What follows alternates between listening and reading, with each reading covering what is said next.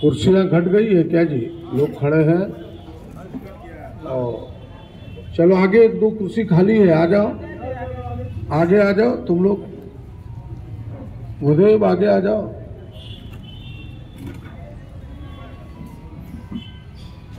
देखिए 10 मिनट के बाद हम सब इस बैठक को खत्म करेंगे।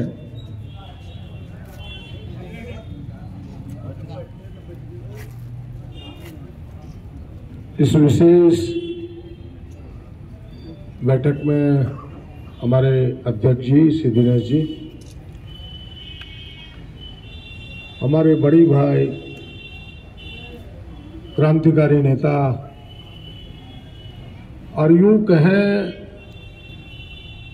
तो दिल की बात आपको आज पहली बार बताता हूं कि किसी से भाषण देने हमने सीखा तो उस व्यक्ति का नाम अरुण शाह है, जिसे प्रदीप यादव के बातों को भी आज लोग पसंद करता है। तो मैंने इन्हीं के साथ सीखा है कि जब मैं गोड्डा की सड़क पर उतरता था, आंदोलन करता था, और जब हम दोनों एक साथ खड़े होते थे तो उस समय हम सब गोड्डा के प्रधानमंत्री, मुख्यमंत्री, सब चीज बन जाती थी। क्या भैया, गलत करें कि सही? जो छोटे हैं उन्हें तो नहीं पता होगा, जो बड़े लोग हैं, जब हम लोग सड़क पर जिस विषय को लेके उतरते थे उसका समाधान होता था, चाहे बिजली का समस्या हो, चाहे पानी का समस्या हो, कोई और समस्या हो। बड़े सज्जन हैं, हम सबके सहयोगी हैं। वासुदेव सोरेन जी झारखंड मुक्ति मोर्चा के जिला अध्यक्ष हैं। हमारे कई गार्जियन यहाँ दोनों सामने बैठे हैं। पर हमारे राष्ट्रीय जनता दल के नेता हैं, अपने नेत्री हैं डॉक्टर अजीत कुमार यादव जी हैं, हमारे प्रवक्ता जी लड्डू भाई हैं, उधर वकील साहब हैं, अमर जी, तमाम साथी हैं, और यहाँ उपस्थित तमाम नौजवानों, बुजुर्गों, तमाम साथियों, पंचायत से लेकर के प्रखंड से आए हुए तमाम कार्यकर्ता मित्रों और मीडिया के साथियों, मैं पहले हृदय से आप सबके प्रति भी आभार व्यक्त करता हूं। गठबंधन के, कांग्रेस के तमाम आला नेताओं के प्रति, जिला से लेकर के राष्ट्रीय स्तर तक, आदरणीय राहुल जी के प्रति, आदरणीय हमारे राष्ट्रीय अध्यक्ष खड़गे साहब के प्रति, मैडम सोनिया गांधी के प्रति, वेणुगोपाल जी के प्रति, हमारे मीर साहब जो प्रभारी हैं, हमारे जो प्रांत के स्टेट के अध्यक्ष हैं ठाकुर साहब, उनके प्रति, हमारे सीएलपी लीडर आलमगीर आलम साहब हैं, उनके प्रति, तमाम लोगों के प्रति आभार व्यक्त करता हूं कि उन्होंने हमारे कंधे पर एक विशेष जिम्मेवारी दी है कि भाई इंडिया गठबंधन की सरकार बनानी है तो एक सीट गोड्डा से भी जीत के लाओ, ये जिम्मेवारी है। और वो आपके भरोसे, आपको देख करके हमें दिया है। मैं तो आपके भरोसे ही इस जिम्मेवारी को उठाया हूं। कई दिनों से कई तरह की बातें चल रही थी, उन बातों की ओर जाना नहीं है। वो बातें पुरानी हो चुकी है, और दूसरे की बातों की ओर भी जाना नहीं है जिसकी आप खूब चर्चा करते हैं। हमें लगता है उसका नाम लेना सबसे बुरा है। देहात में कहावत है, पश्चिमी में खास करके ये कहावत चलता है कि डायनीर न लेवे तो घरो उमर बढ़े कि चले कि नहीं, तो हम तो पश्चिमिया वही कह, तो भाई उसका नाम नहीं लीजिए, नाम लेने की कोई जरूरत नहीं है। लोगों ने पूछा, आज मैं दुमका उतरा, कोर्ट में तारीख था, वहां भी कांग्रेस कार्यालय गया, 150 कार्यकर्ता जुटे थे, फिर पत्रकार मित्र आए, तो भाई कोई कह रहा है कि हम प्रचार नहीं करेंगे। बोले, हमने कहा कि भाई वो बड़े लोग हैं, अब कोई हवाई जहाज पर चलने वाले लोग हैं, और हम टूटे चप्पल पहन करके सड़क पर चलने वाले लोग, उससे मेरी क्यों तुलना करते हो? और मेरा तो विश्वास है, हमारा तो एक ही पंक्ति है, जनता जनार्दन है, यानी जनता ही मेरे लिए भगवान है। तो हम भगवान के दरवाजे पर आशीर्वाद लेने ना जाए तो किसके दरवाजे पर जाएंगे? यही मेरा विचार है। और हम जाएंगे, हम पहले भी जाते थे, चुनाव के पहले भी भगवान का, जनता जनार्दन का आशीर्वाद लेते हैं, उनकी सेवा करते हैं। चुनाव के बाद भी जाते हैं, तो चुनाव में भी घर घर उनके दरवाजे पर जाए, क्यों नहीं जाए? रावण भगवान से थोड़ा आशीर्वाद लेता है। राम को कभी भगवान माना उन्होंने? क्या अरुण भैया, भले आप कम्युनिस्ट हैं लेकिन इतना तो आप विचार रखते ही हैं। कभी राम को तो उन्होंने भगवान नहीं माना। तो ऐसे घमंडी लोग कई पैदा हुए। कंस ने कृष्ण को भगवान माना क्या? नहीं माना। तो उसी तरह जनार्दन, जनता जनार्दन को घमंडी लोग भगवान नहीं मानेगा, इसीलिए वो उसके दरवाजे पर नहीं जाएगा। इतना ही समझिए, इससे आगे कोई कहानी नहीं है, खत्म हो जाती है ये बात। हम जाएंगे, हम सब लोग जाएंगे। उनके पास ना जाएंगे आशीर्वाद लेने तो किनके पास जाएंगे? मोदी जी के पास? बताइए, जनता के ही पास जाना है हम सबको। इसलिए हम सब जाएंगे, बस इसके उत्तर इतने हैं। और हम सब लोग चलेंगे, एक एक लोग चलेंगे, गांव में चलेंगे, झोपड़ी में चलेंगे, मेलों में चलेंगे, और आग्रह पूर्वक उनसे कहेंगे कि यह चुनाव साधारण चुनाव नहीं है, केवल गोड्डा का सवाल नहीं है, केवल देवघर का सवाल नहीं है, यह तो एक कोने का सवाल छोटा सा है। बड़ा सवाल तो देश का है, जिसकी चर्चा अभी कुछ लोगों ने किया है। कि भाई सवाल यह है कि अगले बार आपको वोट देने का मौका मिलेगा कि नहीं, उसके लिए यह चुनाव है। जो अगले बार वोट देना चाहता है वो इंडिया गठबंधन को वोट दे, और जो कह रहे हैं कि ना अब अगले बार चुनाव नहीं कराना है, तब फिर दीजिए ₹100 महाराज की पार्टी को। चुनाव इस महीने में, और यही सच है, लोकतंत्र को बचाने के लिए, देश के संविधान को बचाने के लिए चुनाव है। और सारी पार्टियां एक साथ इसलिए आई हैं, अपने चीजों को, अपने लोभ लालच, सारी चीजों को छोड़ करके एक साथ खड़ी है। आपने कल अगर उस मंच को देखा होगा कि देश के उत्तर से दक्षिण, पूर्व से पश्चिम जो पार्टियां अपनी धाक रखती है, सारे लोग खड़े थे एक साथ इस देश को बचाने के लिए। आपने अगर फारूक अब्दुल्ला जी के भाषण को सुना होगा तो, और उनके भाषण हमें लगा कि भाई वो 85 वर्ष का नौजवान से भी बेहतर भाषण दे रहा। एक एक बात उनकी इस देश के लिए, इस देश की अखंडता के लिए। उन्होंने कहा कि पाकिस्तान जब कश्मीर की सीमा पर पहुंचा तो फौज के पहले कश्मीरी मुसलमान पहुंचाता कि पाकिस्तानी वापस जाओ। ये देश की एकता और अखंडता के लिए चुनाव है। इसीलिए ये बात छोटी नहीं, इन बातों को लोगों को बताना है। ये लोग देश बचाने नहीं देंगे, देश बचने नहीं देगा ये लोग। इसीलिए देश को बचाने के लिए चुनाव है, संविधान बचाने के लिए चुनाव है, लोकतंत्र बचाने के लिए चुनाव है।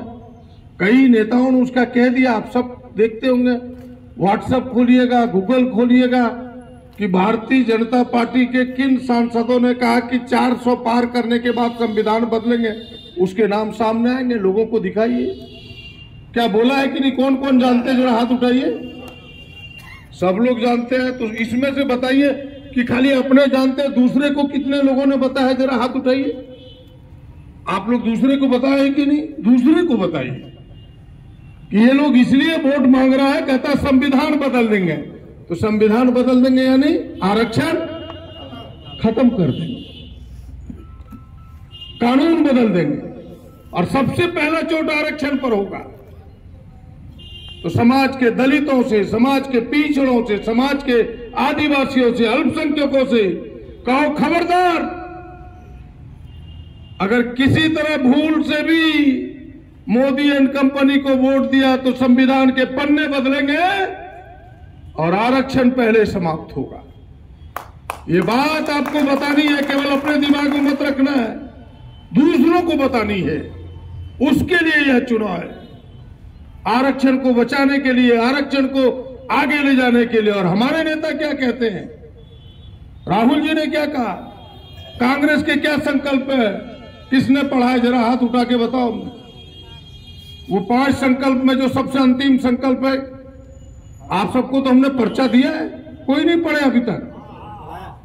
उसमें क्या है, उसमें संकल्प में यह है, एक तरफ भारतीय जनता पार्टी कहती है कि भाई संविधान बदलेंगे, आरक्षण को समाप्त करेंगे, और राहुल जी कहते हैं कि जो ये 50% का आरक्षण का सीमा है, इसको तोड़ के 100% तक ले जाने की जरूरत होगी, हम उसको ले जाएंगे।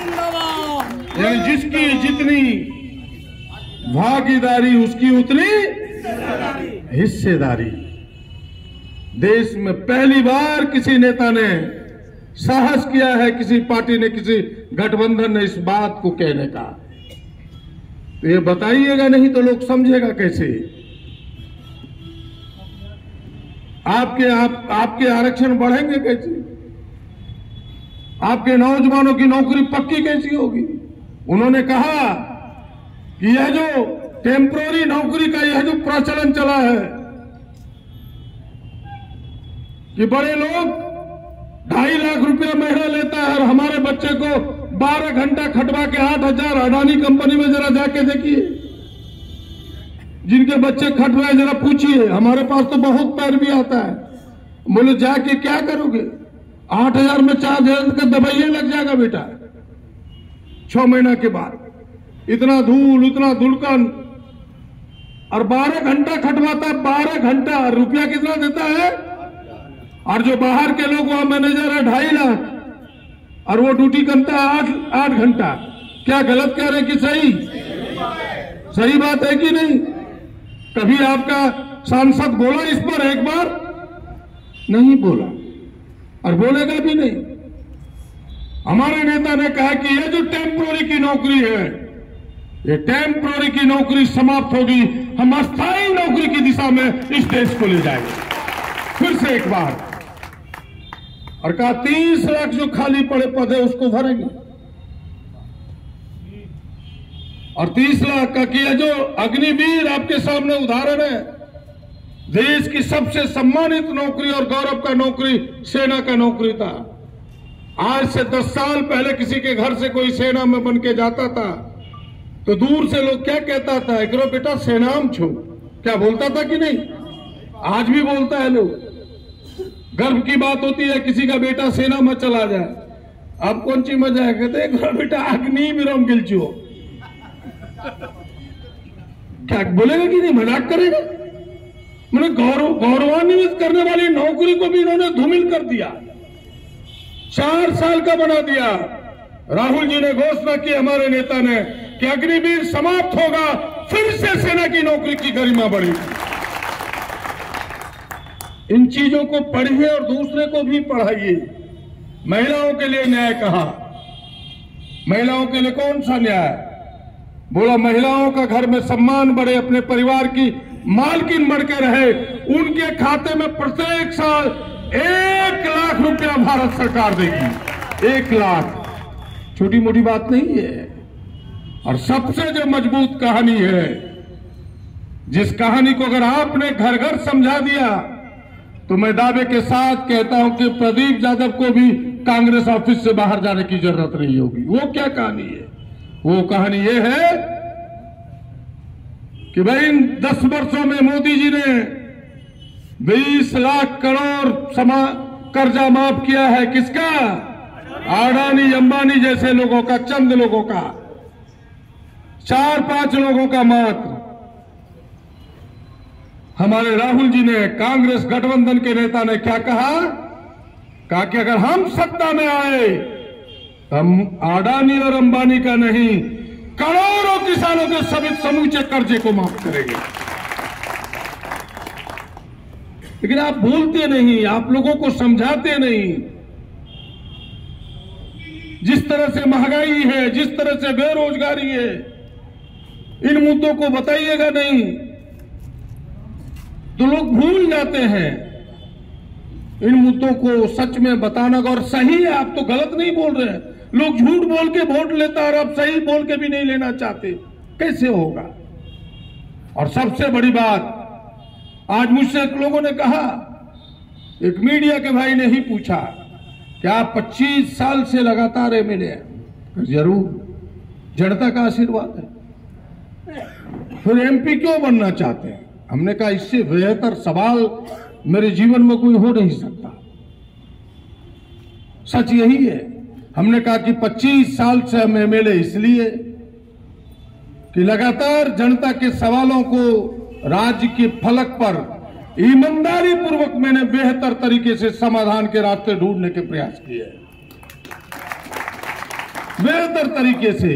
और आपने यह भी देखा होगा, हाल के दिनों में आपने देखा होगा कि मुसलमानों की कई बड़ी समस्याएं थी। इसी अंतिम सत्र में देखा होगा कि अपनी सरकार से भी ताल ठोक करके मैंने लड़ने में गुरेज नहीं किया, परहेज नहीं किया है।